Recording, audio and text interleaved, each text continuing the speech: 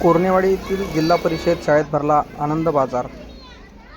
ज्याप्रमाणे आठवडी बाजार असतो त्याचप्रमाणे कोर्नेवाडीतील जिल्हा परिषद शाळेत आनंद बाजाराचे आयोजन करण्यात आले होते।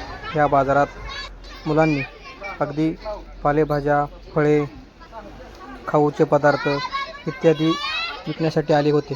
या सर्व बाजाराला कोर्नेवाडीतीलही ग्रामस्थांनी उत्स्फूर्त असा प्रतिसाद दिला।